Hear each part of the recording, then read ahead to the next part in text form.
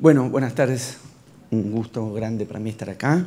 Quería comentar dos o tres cosas de lo que es para mí la figuración o de lo que supone Martín Fierro hoy para nosotros.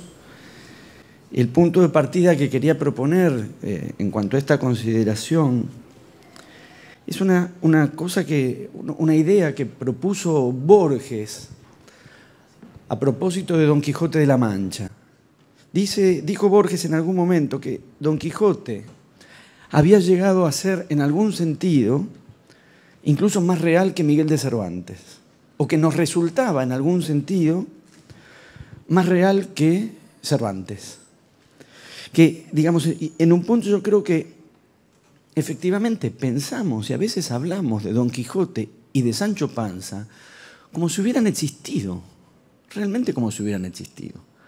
Hubo una profesora, yo esto lo que voy a contar no lo vi, me lo contaron, pero si está inventado, la invención es válida. Una profesora que daba literatura española en mi facultad y que hacia el final de su vida, ya grande, no se gana bien en la universidad, había podido hacer un viaje a España por fin y conocer el lugar sobre el que había enseñado toda su vida. Viaja, vuelve muy emocionada. Los estudiantes tienen siempre la técnica de interpelar la emoción del profesor para que se ponga a hablar de otros temas y no de clase. Le sacan el tema del viaje, bueno, y cuenta su emoción, haber España, haber estado ahí, haber podido ver. Y en un momento dice haber podido recorrer la llanura de la Mancha, donde anduvo Don Quijote, y levanta la mano un alumno al fondo del aula, profesora. Don Quijote no existió.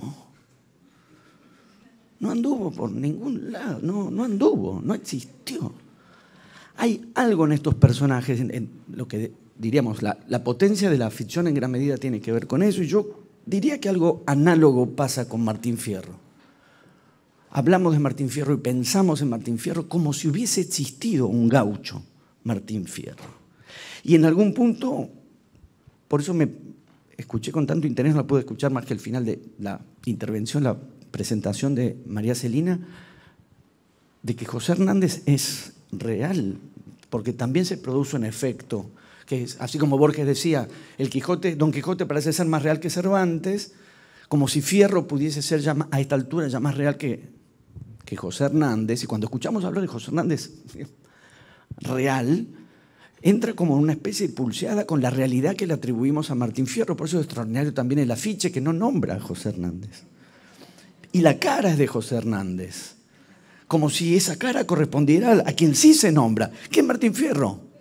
Hoy venía para acá, digo, claro, no. Podríamos pensar que quien dijera que ese es Martín Fierro se equivocaría y en cierto modo no, o en el error captaría una especie de verdad, que es, insisto, claro, ahí está, ese es José Hernández, acabamos de escuchar la realidad de José Hernández, interpelamos. Hay una calle en Buenos Aires, José Hernández, una estación de subte, José Hernández. Hoy a la mañana pasé por el Museo de Arte Popular, que lleva el nombre de José Hernández. Y hay un busto de José Hernández en la entrada allá en Buenos Aires. Y al mismo tiempo, dicho todo eso, el que nos parece real es Martín Fierro. Como si Hernández fuese, no voy a decir una invención, pero sí un efecto de Martín Fierro. Existe Martín Fierro, como consecuencia Hernández, y no lo inverso, que obviamente es lo que pasó. Insisto, hablamos de Martín Fierro como si hubiese existido. Citamos los consejos de padre de Martín Fierro, como si realmente hubiera habido un padre diciendo esos consejos. A lo que hay que agregar que a menudo lo que circula como el refranero y los consejos de Martín Fierro se quedan entreverados con los del viejo Vizcacha. A menudo se asigna a Martín Fierro la sabiduría refranera que en realidad corresponde a Vizcacha, y el lugar de enunciación del viejo Vizcacha en el poema no es el mismo que el de Martín Fierro. Entonces, constituimos una especie de paradigma de refranero moral, los refranes tienen siempre una carga moral, en un personaje que en realidad en el poema, que en realidad en el poema tiene el carácter exactamente contrario. Es al revés, es el inmoral. Es lo que quizás esté una de las claves de por qué nos va como nos va. No porque tenemos una moral, sino que tenemos una moral basada en nuestro refranero de la moralidad está basado en viejo Vizcacha, creyendo que Fierro. Y todo sobre la base de creer, digamos, de eso, le otorgamos esa realidad, es cierto estatuto de realidad a Martín Fierro. En un punto yo diría por sobre otras dos figuras de la gauchesca, que son dos gauchos que sí existieron, que son Juan Moreira, que existió, y don Segundo Sombra, que existió. Y Martín Fierro, insisto, es como más real, como si relegara a la ficción a Moreira y a don Segundo Sombra, que precisamente definen Moreira, el gaucho malo, es decir, el inasimilable, y don Segundo Sombra, el gaucho bueno, el ya asimilado, diríamos como los dos bordes de la figuración de lo gaucho, el imposible de asimilar y el completamente ya asimilado, Moreira y don Segundo Sombra, existieron.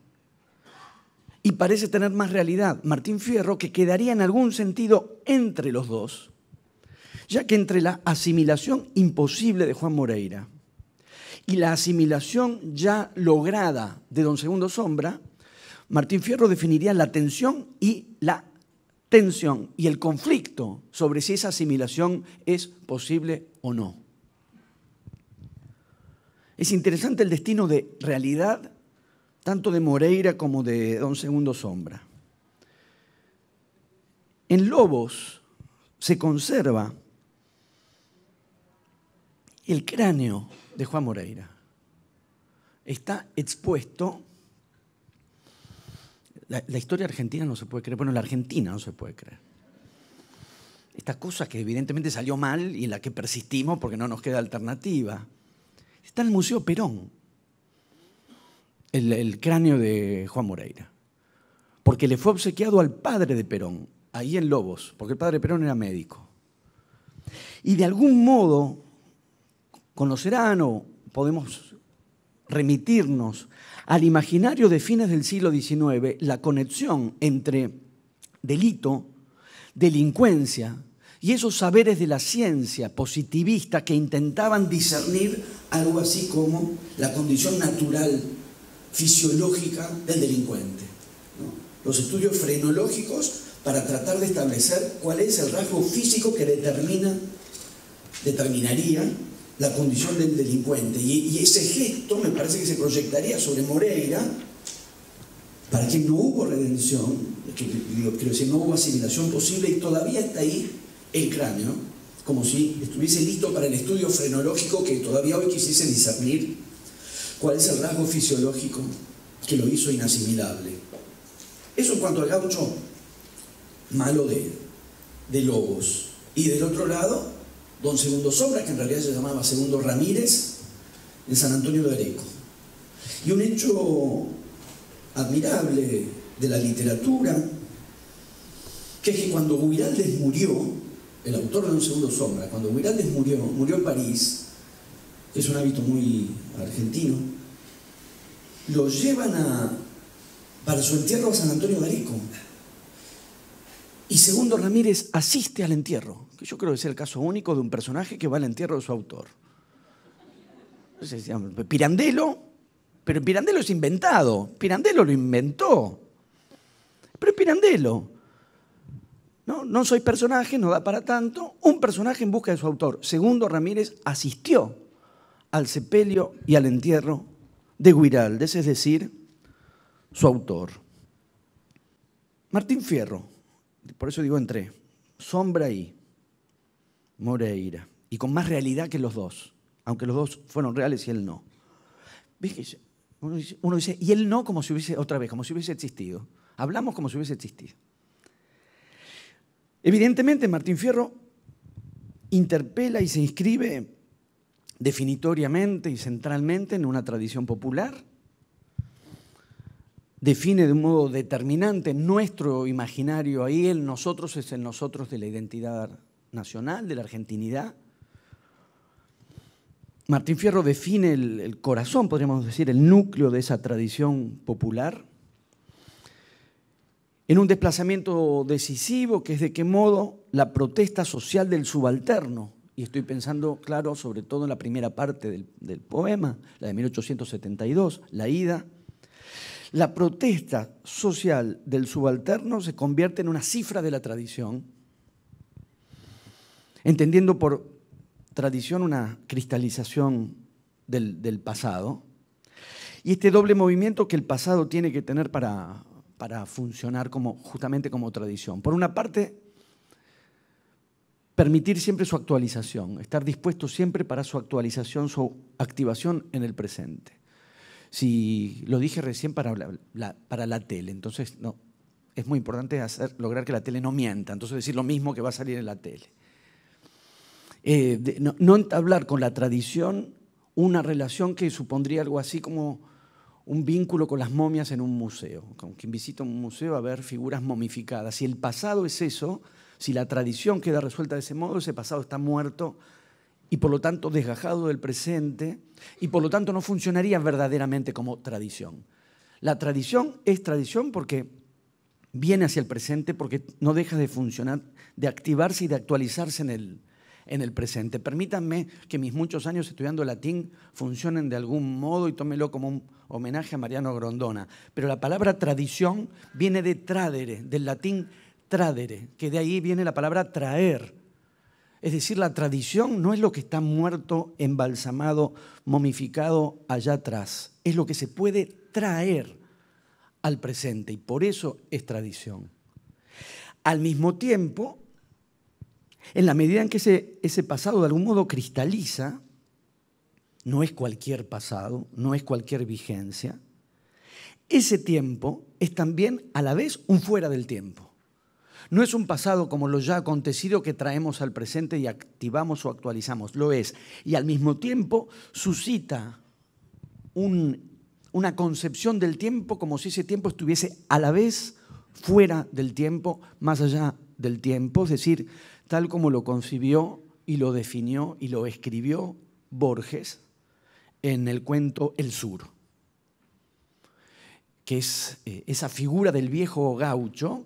Borges sería imposible decirlo mejor que él y no lo voy a poder decir exactamente como él, pero Borges dice ese viejo que encarnaba la tradición y que estaba como fuera del tiempo. Eso es al mismo tiempo una tradición, un tiempo que ha pasado a estar fuera del tiempo, más allá del tiempo, con un efecto de eternidad. Y Martín Fierro, como tradición popular, responde exactamente a ese movimiento. Tradición, es decir, un pasado que se reactiva y se actualiza, y al mismo tiempo un tiempo, a la vez, un tiempo que parece estar como fuera del tiempo, de tal modo que esa instancia muy concreta de protesta social, de resistencia en la cultura popular, se convierte a la vez en un reservorio cultural para la identidad. Entonces, Martín Fierro es tradición popular, primera instancia. Segunda instancia, emblema nacional. Por eso yo recién decía que esa tradición popular interpela a un nosotros, y dije ese nosotros es el nosotros de la identidad nacional, el nosotros de la argentinidad, en la medida en que precisamente el movimiento es justamente eso. Un elemento del universo de lo popular se reconvierte o se convierte en emblema de lo nacional, en un gesto de esencialización de la argentinidad en la figura del gaucho. La cuestión de lo nacional popular, que yo creo, insisto, está muy inteligentemente considerada por Borges, que es un autor muy frecuentemente impugnado como extranjerizante o europeizante y elitista, yo diría, si lo era, también era esto otro. También hay un Borges de lo nacional y popular. Y Borges entendió muy agudamente, diría yo, el modo en que la tradición gauchesca articula un imaginario de identidad nacional, este modo en que hay una constitución de un mito de lo popular, tomar un elemento del universo popular y elevarlo o constituirlo en la condición de mito, construir una mitología de lo popular, para incorporarlo como parte del dispositivo del Estado Nacional. Un Estado Nacional contiene siempre una mitología de lo popular.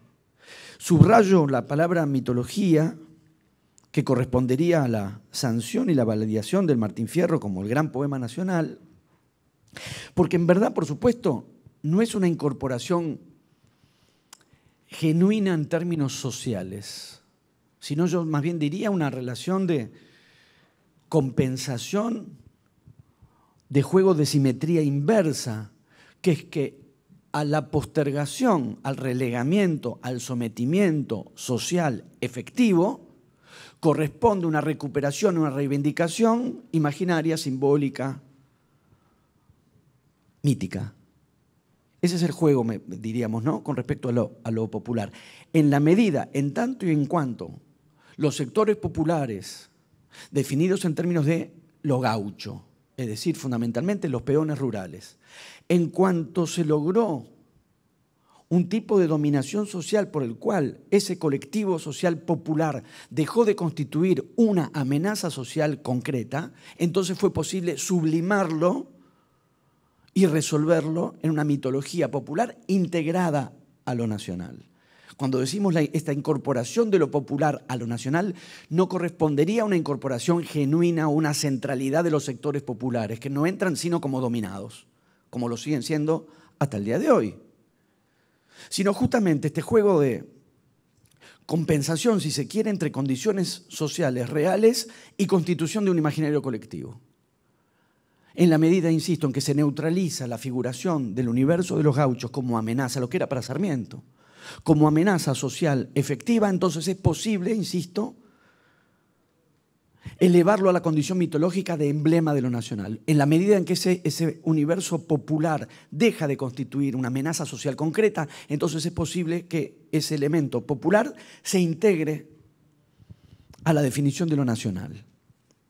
Y entonces es Martín Fierro el poema que va a ocupar un lugar central en el canon literario nacional, cosa que Borges también discutió respecto de si era mejor o no que fuera Martín Fierro o Facundo de Sarmiento. Otra gran observación, Borges dijo en un momento, Martín Fierro era un desertor del ejército, qué raro que a los militares les guste tanto. Que es una gran observación sobre la que podemos volver en unos minutitos. Martín Fierro, lo sabemos, la primera parte es de 1872, la segunda es de 1879, pero su consagración como texto canónico es posterior, desde los primeros años 1912, si no recuerdo mal. Leopoldo Lugones, en una serie de conferencias, es que logra esa sanción, ¿no?, con el Martín Fierro como decimos, ¿no?, el gran poema de la tradición nacional, San Martín como padre de la patria. Esta construcción de mitos de la identidad nacional hace que nos parezca increíble que eso no haya existido desde siempre. Tenemos la idea de que Martín Fierro ni bien salió ya era el poema nacional. No lo era. Como tampoco San Martín fue el padre de la patria, sino hasta mucho después de haber muerto. Son construcciones políticas, culturales, ideológicas, que en el caso de Martín Fierro tuvieron que esperar hasta pasado 1910, la intervención de Leopoldo Lugones, la conferencia en la que propone que nuestro poema épico fundacional sea el Martín Fierro. Hay que decir que Sáenz Peña, presidente de la Nación, asistió a esa conferencia. Hoy en día, digo, por un lado siempre es interesante cuando en una escena así, sí, ya nos vamos riendo, claro. Claro, ¿se imaginan? Hoy, ¿qué habría que hacer para que venga? ¿Secuestrarlo? No, pues ya fue secuestrado y no fue, no hay manera. Pero es interesante como juego de la relación entre intelectuales y Estado, ¿no? En el momento que Lugones, que además no era cualquier intelectual, era el intelectual en ese momento, y fue un intelectual que interpeló al Estado no de manera apreciable. La idea que hay ahí, digamos, una operación cultural decisiva para la configuración del Estado, que es precisamente la instancia de la incorporación de un imaginario de lo popular en la instrumentación de una identidad nacional por el Estado, que el jefe de Estado estuviese presente, escuchando esa conferencia. Eso en cuanto a Lugones. Por otro lado, Ricardo Rojas, la incorporación de la tradición gauchesca al sistema educativo, a la historia de la literatura argentina centralmente como instancia de fundación y al sistema educativo. En el centenario, es decir, en 1910, el movimiento cultural, político, de configuración retroactiva de una tradición, porque al mismo tiempo nosotros marcábamos la tradición, decíamos, ¿no? Ese pasado que cristaliza y funciona si lo actualizamos en el presente. A la vez, esa tradición es una invención que se hace desde un presente. Hay en alguna instancia, en este caso sería el centenario, la instancia donde desde un determinado presente se retoma un determinado pasado y se lo resuelve como tradición, se lo consagra como tradición.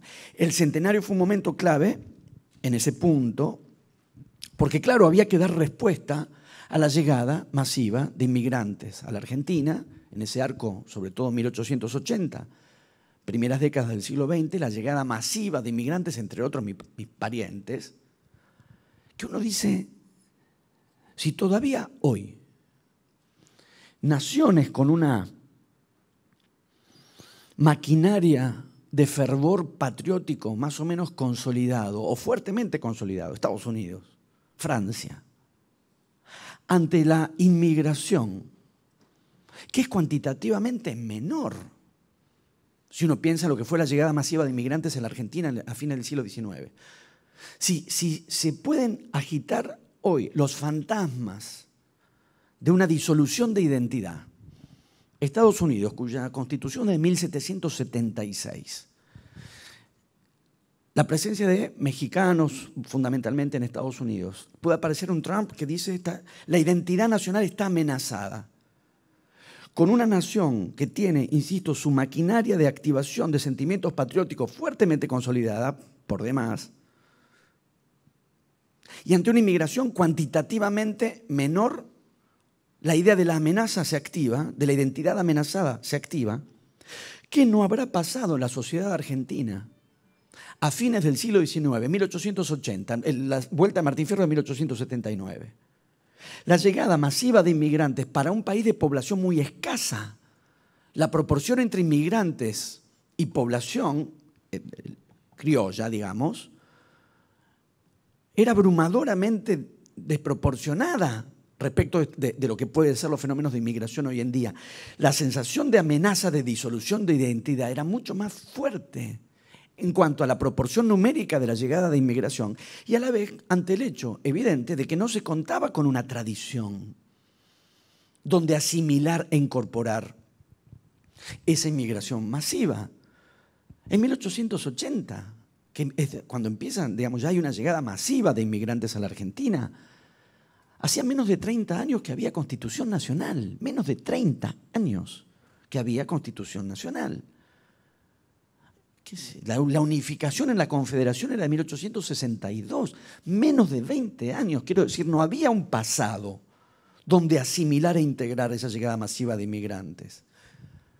Hubo que inventar un pasado, y es lo que se hizo. Inventar un pasado, inventar una tradición, lo más rápidamente que se pudiese. Y se hizo de un modo rápido y tremendamente eficaz. Extraordinariamente eficaz. Se fabricó una tradición, es decir, una pertenencia y una historia como si hubiese existido desde siempre, pero se acababa de inventar. Como esas sopas, que son las únicas que sé hacer yo, que en vez de macerar y horas, no, es instantánea. Ustedes me dirán, no son tan ricas, bueno, son las que yo sé hacer. La fabricación instantánea de una tradición que tuviese el efecto del paso de los años, pero es una construcción. Es la construcción de un pasado desde un determinado presente. Tenemos Martín Fierro, la ida en 1872, la vuelta en 1879, pero la consagración de ese texto de Hernández como poema fundante de la identidad nacional y de Martín Fierro, su personaje, como emblema simbólico de una identidad popular nacional, ese efecto es posterior. Tenemos entonces tradición popular, emblema nacional, y dos cosas más que quisiera agregar y mencionar. En los años 20, que son los años en los que las vanguardias artísticas tuvieron su eclosión en Europa y también en América Latina, la cultura argentina, la literatura argentina fue relativamente moderada en términos de irrupción de las vanguardias. No hubo esas rupturas drásticas, desconcertantes, propias de las vanguardias, no se dieron en el caso de la literatura, de la cultura argentina de una manera tan vehemente. fue más bien moderado el vanguardismo que hubo en la Argentina, pero aún así hubo vanguardia, escritores que se nuclearon bajo un imaginario de vanguardia, crearon, como era habitual en los movimientos de vanguardia, una revista. ¿Y esa revista cómo se llamó? Martín Fierro. Digamos, la vanguardia, que es la instancia en la que de una manera más drástica el arte propone la fundación radical de lo nuevo, es decir, la ruptura radical con la tradición. El nombre de la revista de vanguardia es Martín Fierro. Lo cual es interesante porque las vanguardias, digamos, aquello con lo que se rompe no deja de haber una relación ahí. Es decir, rompe con la tradición, la ruptura es un modo de relacionarse. Si alguien se ha separado, espero que lo sabemos. Incluso, bueno, claro, no, ahí sí nos hacen las 3 de la mañana si me adentro en esta cuestión. Pero vieron que las rupturas duran. Es una parte de la relación, particularmente conflictiva, porque uno dice, esta relación ya terminó y esa terminación dura. Digamos lo que es pertinente para Martín Fierro, no abundemos. Romper con la tradición es un modo de relacionarse con la tradición, por lo tanto no deja de ser, no diré razonable, pero esperable, o no es del todo contradictorio que la revista de vanguardia se llame Martín Fierro. Trae la tradición, a ver qué hace la vanguardia con la tradición. De hecho, en otros países de América Latina, en Perú, la revista se llamaba Amauta. En Brasil, uno de los grandes vanguardistas brasileños, Oswald de Andrade, invocó a los indios tupí con una formulación genial. ¿Tupí o no tupí? Esa es la cuestión. Entonces, digamos, en este juego de vanguardia y tradición, Martín Fierro ocupa ese lugar. Entonces tenemos tradición popular, identidad nacional, vanguardia, y agregaría otra instancia. Ya no la tradición popular, la identidad nacional en el Estado, la vanguardia artística, sino la cultura de masas. El desarrollo de la cultura de masas. Los premios de la televisión, ¿cómo se llaman? ¿Por qué? Sí, tenemos una... Más allá de lo que opinamos de la televisión, es la que tenemos. Tenemos estas estrellas un poco mustias, pero son nuestras estrellas. Pero que se dice muchas veces, ¿no? Las estrellas que siguen ahí, pero ya están muertas, a veces las estrellas de la televisión den esa impresión, pero no importa. Que se llamen Martín Fierro, los premios Martín Fierro. Es decir, ese momento, de ese modo un poco desvaído del glamour.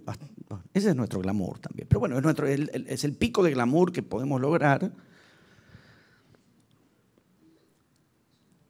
Y la figura insisto, de la cultura de masa, ya no la marca moderna de las vanguardias, sino la marca moderna tecnológica de la cultura de masas. Y los premios llaman Martín Fierro. Y Martín Fierro circula ahora bajo la forma de estatuilla. Yo no sé si hay estatua, me iba a fijar, me olvidé. Porque estatua de Gaucho o de Martín Fierro, hay estatua de Güemes, de Gaucho, o de Martín Fierro o de Gaucho, porque en Montevideo hay una estatua, un monumento al Gaucho. No a tal o cual. En Montevideo hay una estatua que es el monumento al Gaucho. Y en Porto Alegre, ni bien uno sale del aeropuerto, también hay una estatua al Gaucho. O sea, interpela al emblema, no a un gaucho en particular. En Uruguay, no sé esto qué significa, pero tomemos nota. Martín Fierro es el queso y dulce.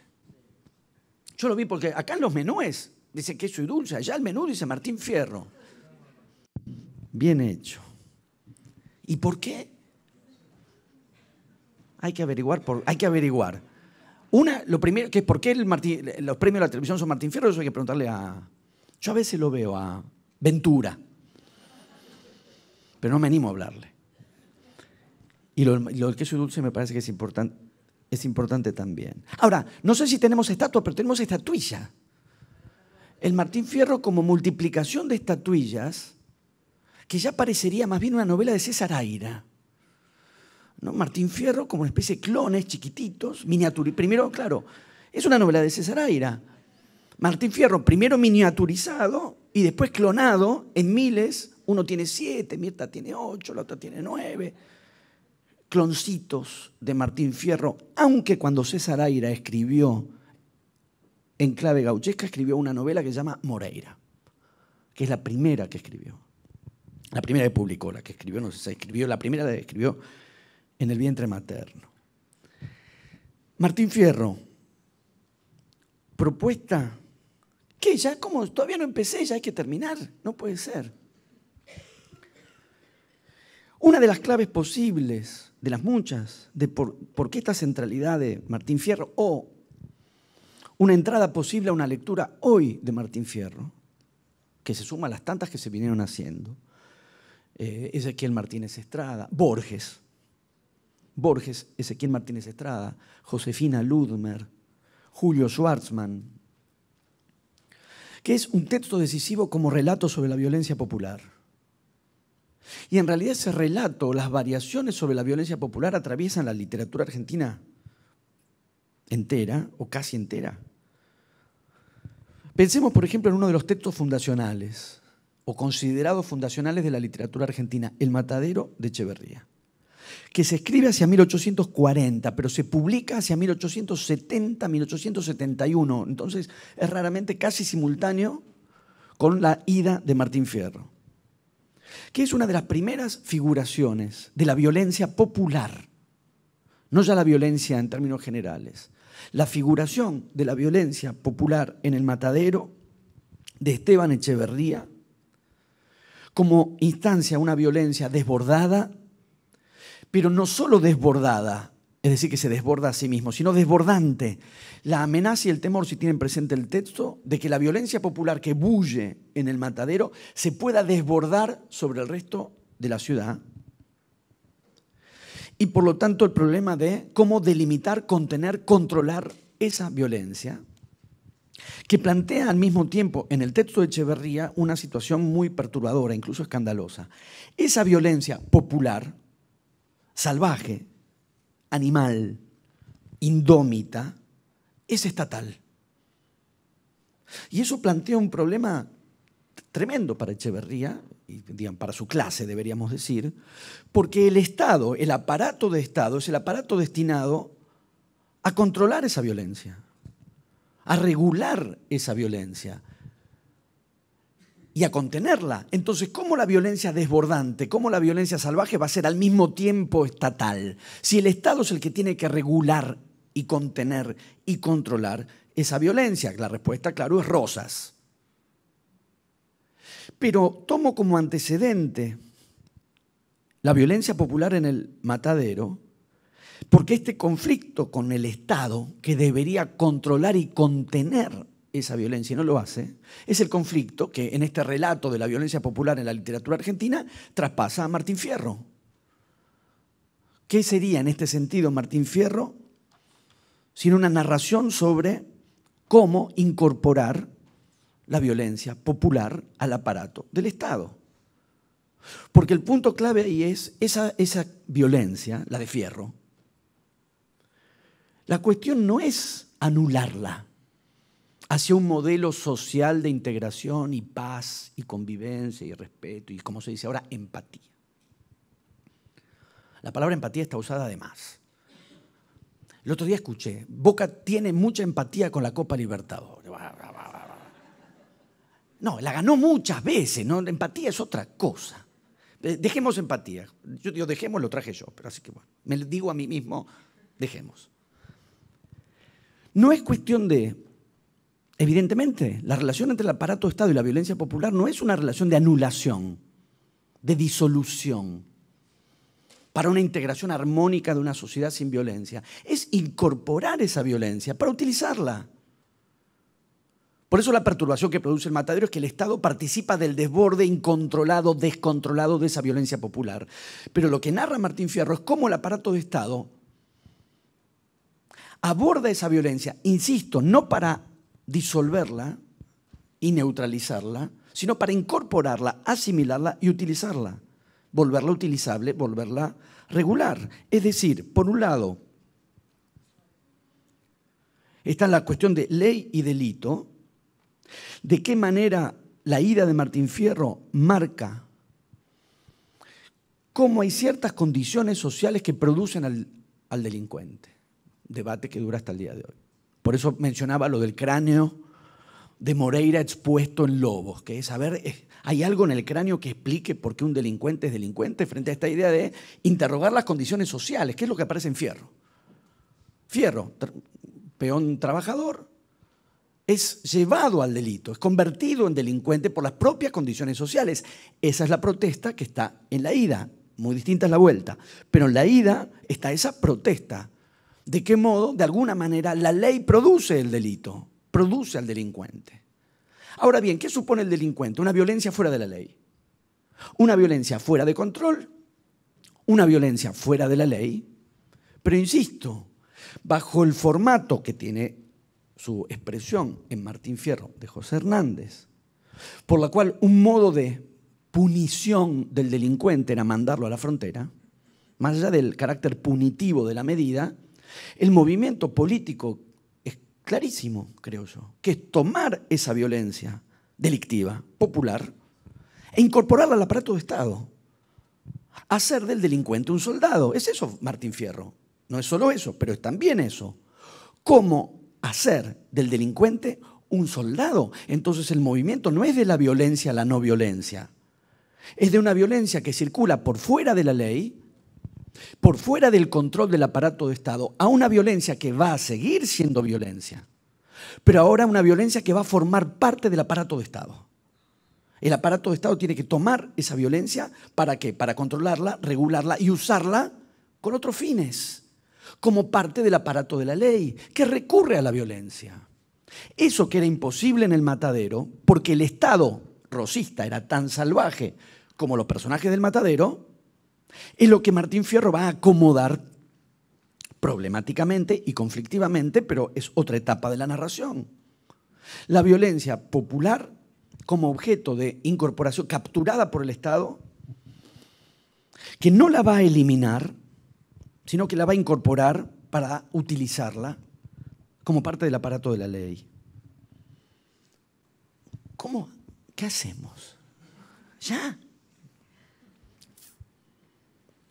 ¿Quieren que nos veamos otro día? Dos cosas. Bueno, dos, y cierro. Ay, pero no. Esa violencia, la violencia de Fierro, estoy pensando en la ida fundamentalmente. ¿Cómo circula esa violencia? ¿Hacia dónde se dirige esa violencia? Porque yo creo que hay un dato también de la constitución de identidad argentina y de la tradición. Digo esto y... Fierro protesta contra los que le quitaron casa y mujer. Fierro protesta contra los que le demoran la paga. Fierro protesta contra los que le pagan menos de lo que le habían dicho que le iban a pagar. Pero su violencia no va dirigida nunca hacia aquellos a los que le dirige la protesta. La violencia que Fierro ejerce, la ejerce contra otro gaucho, contra un negro, contra los indios. Esa es la administración de violencia de Fierro, bajo esta tensión que estamos diciendo. El aparato de Estado toma la violencia popular para utilizarla. Desde del delito a la ley, mata a un negro. No mata al que le quitó la casa, no mata al que lo explota, no mata al estanciero, para quien José Hernández escribió instrucciones. No escribió las instrucciones del gaucho de cómo matar al estanciero para hacer la revolución agraria. Fierro va a matar a un negro. ¿Quién advierte eso? Borges. Y reescribe ese episodio en un cuento llamado El fin. Y reescribe otro episodio clave del poema, que es el momento en que Cruz se pasa a Fierro. Porque hay algo que está en el Matadero. La violencia cobarde del Matadero es que es la violencia del todos contra uno. Lo dice Echeverría en algún momento, ¿no? Los sayones se envalentonan, son todos contra uno, es la fórmula de la violencia cobarde. Pero cuando la partida policial acorrala a Fierro, son todos contra uno. Son muchos contra uno. Y es lo que advierte Cruz, que es cobarde matar hacia un valiente. Y se pasa a pelear con Fierro. Pero pasarse a pelear con Fierro es pasar de la ley al delito, porque él formaba parte de la partida policial. Cruz, que además llama Cruz cruza. Cruz cruza de la ley al delito y después los dos cruzan a los indios, o sea, al fuera de la ley. ¿Quién entiende eso? Borges, que reescribe ese episodio en un cuento llamado Biografía de Tadeo Isidoro Cruz. Ahora bien, lo que se narra, porque van pero vuelven. La ida es ida ¿a dónde? A los indios. Y la vuelta es vuelta ¿de qué? De los indios. Y los indios, por lo tanto, ¿qué son? El afuera, contra el cual se hace la guerra. La violencia de Martín Fierro, soldado, es guerra contra los indios. El afuera de los indios es el afuera al que se van Fierro y Cruz, es el afuera de la ley, pero también es el afuera del texto. Porque la ida termina cuando se van a los indios, la vuelta empieza cuando vuelven. Los 7 años, que son los mismos 7 años que van de la ida a la vuelta, 1872, 1879, son una afuera del texto también. Están afuera del texto también. Y están afuera de la configuración de identidad nacional.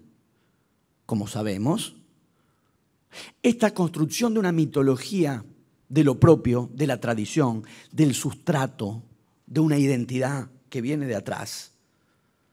En el caso de la configuración imaginaria de esto que llamamos argentinidad, ha expulsado de ese imaginario a los indios.